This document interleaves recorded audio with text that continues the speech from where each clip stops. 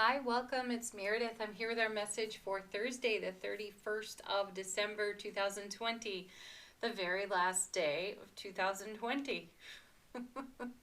How are you celebrating this? Share it if you like in the comments section.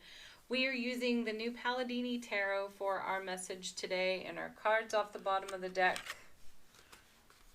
representing the theme of energy in the day. How appropriate.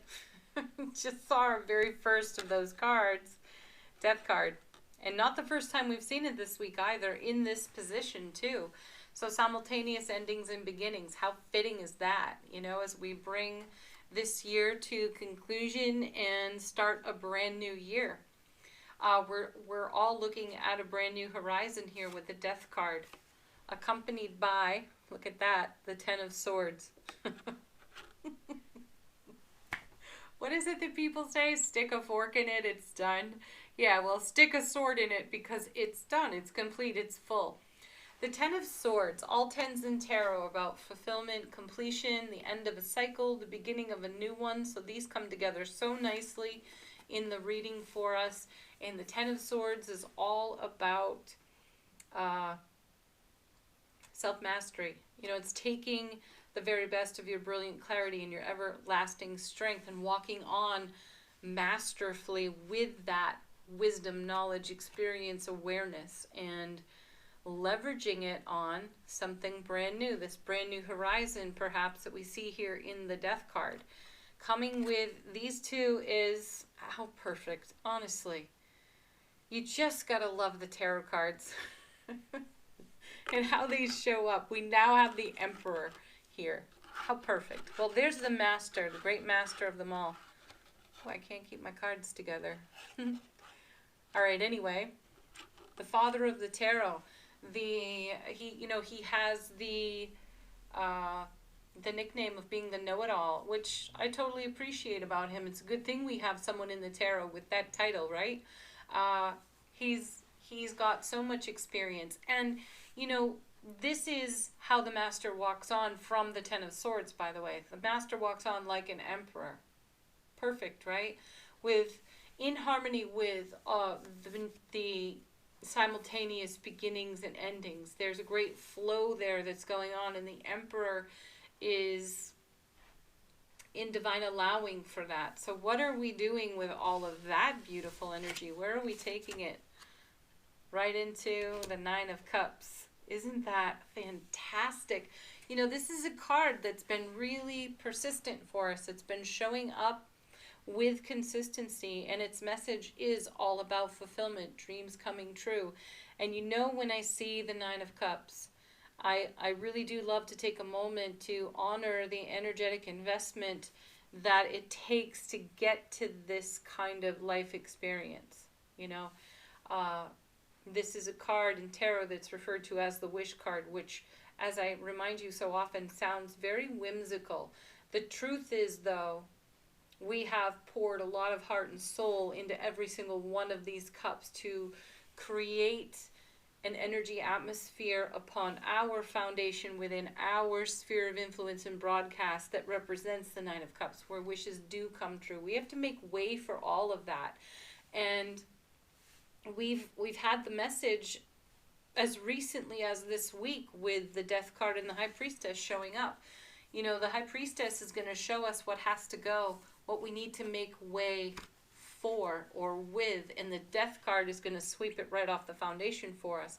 And we're doing that kind of work artfully, masterfully in our spiritual journey. So here again is another one of those readings where you're getting confirmation consistently and encouragement to keep doing what you're doing, because it is creating this type of scenario for you to celebrate life with. And here we are now with the Knight of Cups. Isn't that really amazing if you think about it? The Ten of Swords is, you know, it's a card of culmination. It's bringing together all of your wisdom and all of your experience. You no longer need 10 swords for that. You can just take the one sword and walk on like a master, like the Emperor, right? And then here we have the Nine of Cups. Do we need to carry all 9 cups? Not necessarily. We can we can carry it on in the Ace of Cups carried by the Knight. So the Knights move energy between cards. We're getting really efficient with our energy and how we move forward with it. And by the way, if we add this Ace of Cups to these 9 cups, we get the 10. Right? And we've seen an awful lot of the 10 of Cups recently. And, you know, we're in great celebration for that. So we have an appearance of the 10 of Cups here, but we're being efficient with that energy. And you know, this is extremely happy energy.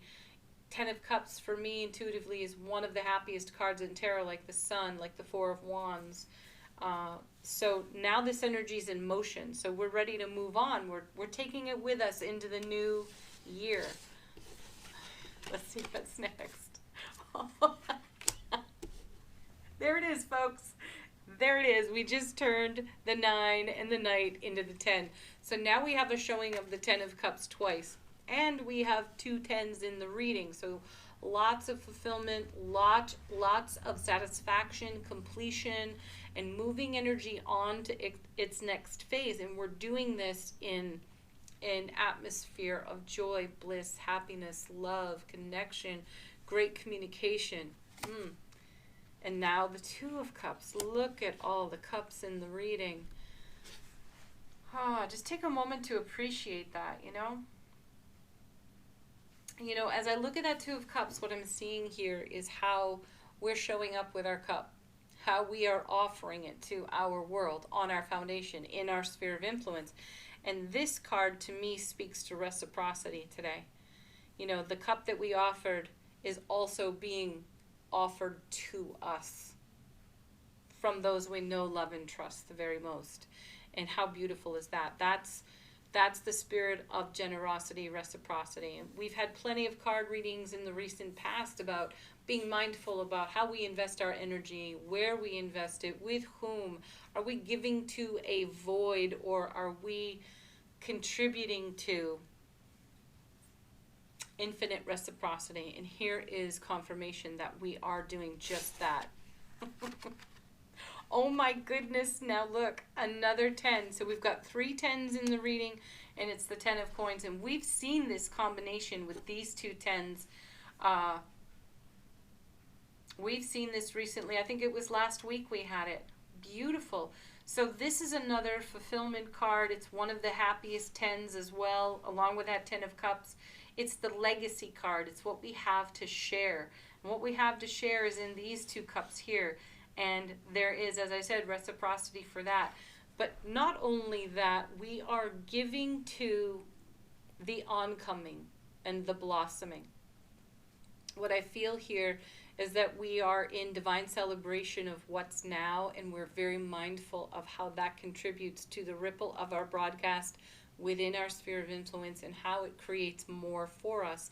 So as we are in celebration of all this beautiful energy, we are contributing some of that energy to the blossoming oncoming to keep this flow going. And our last card, oh my gosh, really? These cards are amazing, just amazing, because now we have the 7 of Pentacles, which, you know, that's heaven touching earth within us, as all 7s are. But this particular 7 is the bounty, the harvest that's on the vine. It's not yet ripe. And you see how we're contributing to that? We're giving it great spiritual fertilizer. So it'll keep growing for us. Beautiful. So this isn't quite ready to pick, and that's okay. That's all right. We don't have to bring this one in for harvest yet, because we're still in celebration and enjoyment of, savoring and cherishing of our 9, our Knight, our 10, our 2, our next 10. And we're doing that in a masterful way, with an eye toward beginnings and endings off the Death card, masterfully so, Emperor. And we have all of this here to contribute to what is in development here on our 7. How beautiful. Wow. We've had so many days of messages like this. It's a true celebration, and congratulations to each and every one of you.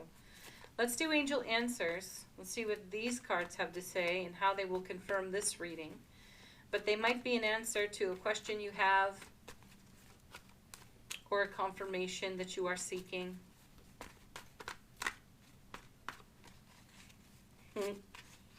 Our first card out. Look for a sign. Yes, if you require one beyond what you see here with these tarot cards, which are really miraculous, by the way, ask for it. Ask your guides and angels to put some signs in front of you that are specific to what you're experiencing in your spiritual journey. Next. Our soft, sweet, simple yes. Yes. Oh, what's this? And emphatic success. Woohoo! Well, it's all over the reading, right? You can't deny that. And one more.